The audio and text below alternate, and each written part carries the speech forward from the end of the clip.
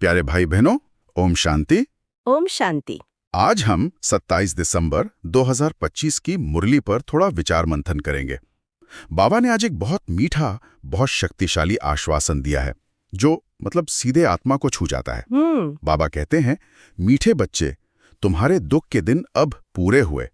तुम अब ऐसी दुनिया में जा रहे हो जहां कोई भी अप्राप्त वस्तु नहीं। ये सिर्फ एक लाइन नहीं है, ये एक पूरी मंजिल है। आज की दुनिया में जहाँ हर कोई किसी न किसी कमी या दुख का अनुभव कर ही रहा है, ये सुनना कि दुख के दिन पूरे हुए, पास्ट टेंस, ये बहुत बड़ी हिम्मत देता है। सही बात है। ये भविष्य का कोई वादा नहीं, बल्कि एक वर्तमान की घोषणा जैसा लगता है।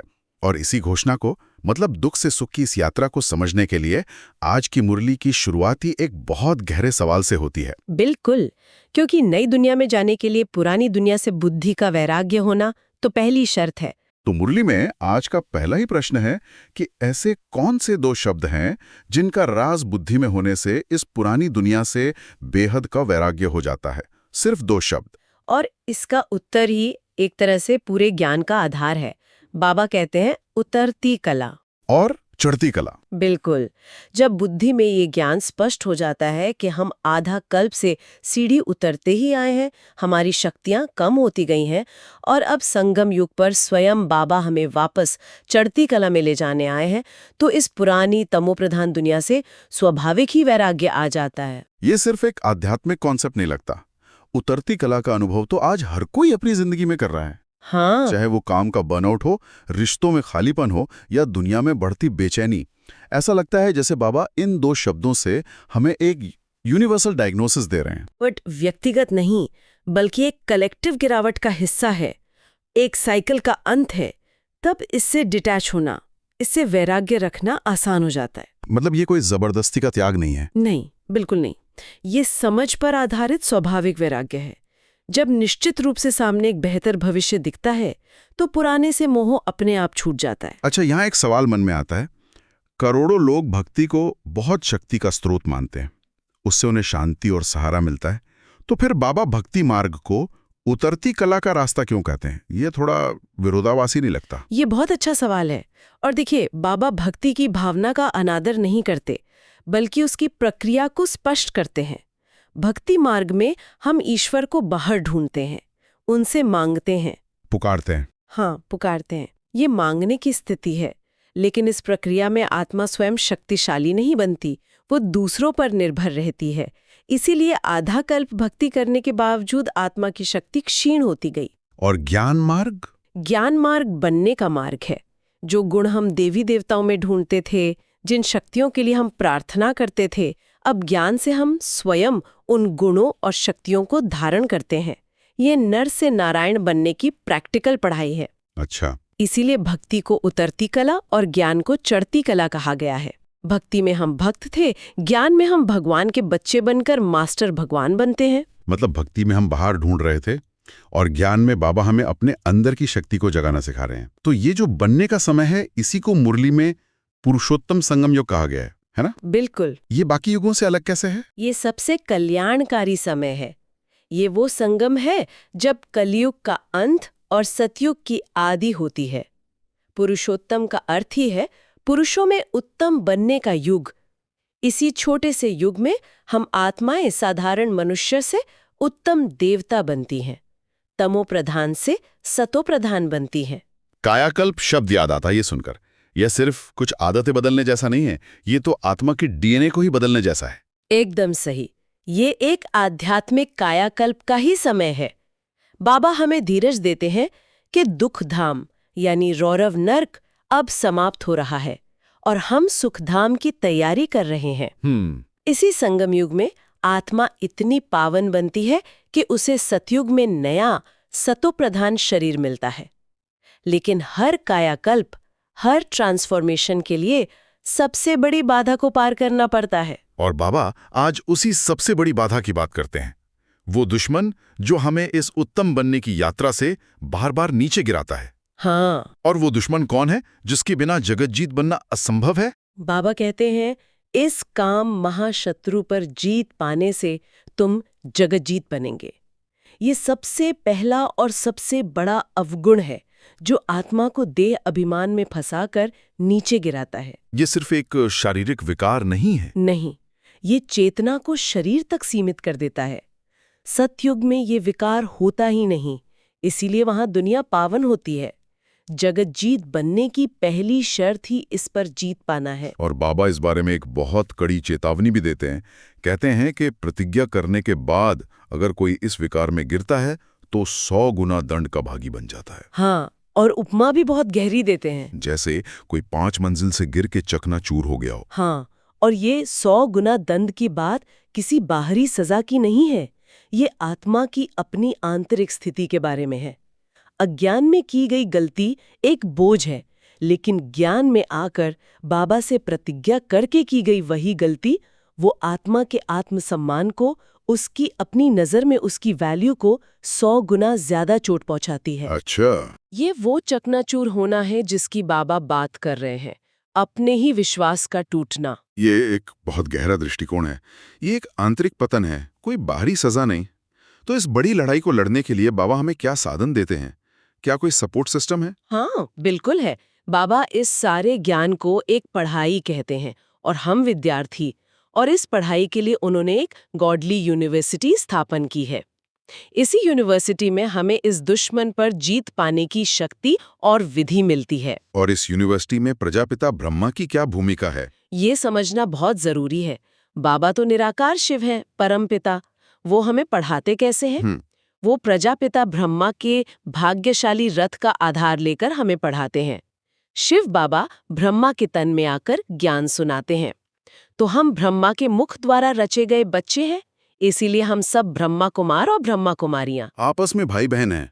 हाँ, आपस में भाई बहन हैं। तो ये भाई बहन की दृष्टि सिर्फ एक नियम नहीं है, ये उस महाशत्रु पर विजय पाने का एक प्रैक्टिकल साधन है, एक कवच है। बिल्कुल, ये दृष्टि ही पवित्रता की नींव है। जब ये रिश्ता पक्का हो जाता है तो विकारी दृष्टि स्वतः ही समाप्त हो जाती है।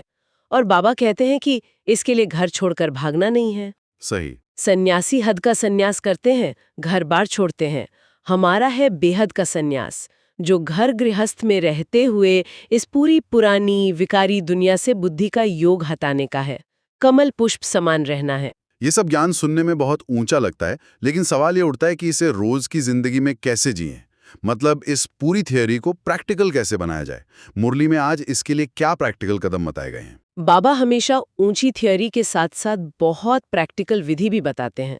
आज की मुरली से धारणा के लिए 2 बहुत स्पष्ट और महत्वपूर्ण बिंदु निकले हैं। अच्छा, तो पहली बात क्या है?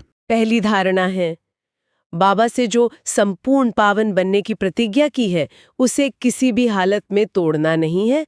इसके लिए बहुत बहुत परहेज रखनी है और रोज अपना चार्ट देखना है। चार्ट देखना है? हाँ, कि मेरे में कोई अवगुण तो नहीं है, देह अभिमान तो नहीं आता। ये रोज की चेकिंग है, अपने आप पर एक प्यार भरी नजर रखना। और दूसरा बिंदु? दूसरा बिंदु हमारी पढ़ाई, हमारी कंसिस्टेंसी से जुड़ा है। बाबा कहते हैं ये गॉडली यूनिवर्सिटी है, इसमें कभी भी अनुपस्थित नहीं होना है। एक दिन भी नहीं? एक दिन भी नहीं। सुखधाम का मालिक बनाने वाली ये ऊंची पढ़ाई एक दिन भी नहीं छोड़नी है। मुरली रोज जरूर सुननी है। जैसे स्कूल में एक दिन भी क्लास मिस करने से पढ़ाई पीछे रह जाती है, वैसे ही यहाँ एक दिन की मुरली मिस करना मतलब उस दिन की आध्यात्मिक खुराक और शक्ति से वंचित रह जाना। तो ये 2 बातें हुई, इंटीग्रिटी और कंसिस्टेंसी। अपनी प्रतिज्ञा को दृढ़ रखना और अपनी पढ़ाई में नियमित रहना। बिल्कुल, सारा पुरुषार्थ इन्हीं 2 स्तंभों पर टिका है, पवित्रता और ज्ञान। और आज का वरदान भी बहुत शक्तिशाली है। बाबा वरदान देते हैं, हर सेकंड हर संकल्प के महत्व को जान, पुण्य की पूंजी जमा करने वाले पद्म पदमपति भवा। इसका क्या अर्थ है? इसका सार है हमारे समय और संकल्प की शक्ति को पहचानना।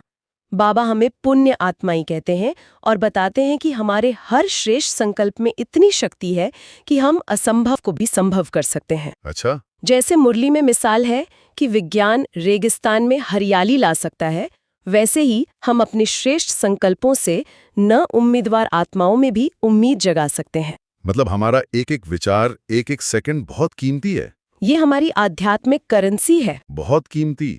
बाबा कहते हैं एक श्रेष्ठ संकल्प भी हमें पद्म पदमपति यानी करोड़ों पतियों का भी मालिक बना सकता है। ये आध्यात्मिक कमाई है। और देखिए, ये वरदान सीधे बाबा के उस पहले आश्वासन से जुड़ता है, तुम्हारे दुख के दिन अब पूरे हुए। वो दिन पूरे कैसे होंगे? जब हम पुण्य की पूंजी जमा करेंगे। हाँ, जब हम हर सेकंड और हर संकल्प से पुण्य की ये पूंजी जमा करेंगे, यही उस सुख की दुनिया का टिकट है, वहां की करेंसी है। वाह, ये कनेक्शन बहुत सुंदर है। और आज का स्लोगन भी कर्म में एक नई ऊर्जा भरने वाला है। स्लोगन है, हर कर्म अधिकारीपन के निश्चय और नशे से करो तो मेहनत समाप्त हो जाएगी। हाँ, ये कर्म योग की बहुत ऊंची स्थिति है। जब हम कोई भी कर्म मालिकपन या अधिकार की स्थिति में स्थित होकर करते हैं, तो वो बोझ नहीं लगता। वो बोझ या मेहनत नहीं लगता, बल्कि एक खेल बन जाता है।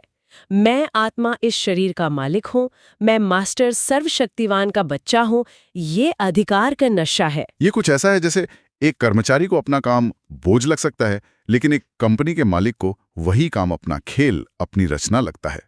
मानसिकता सब कुछ बदल देती है। बिल्कुल, ये निश्चय और नशा ही मेहनत को समाप्त कर देता है।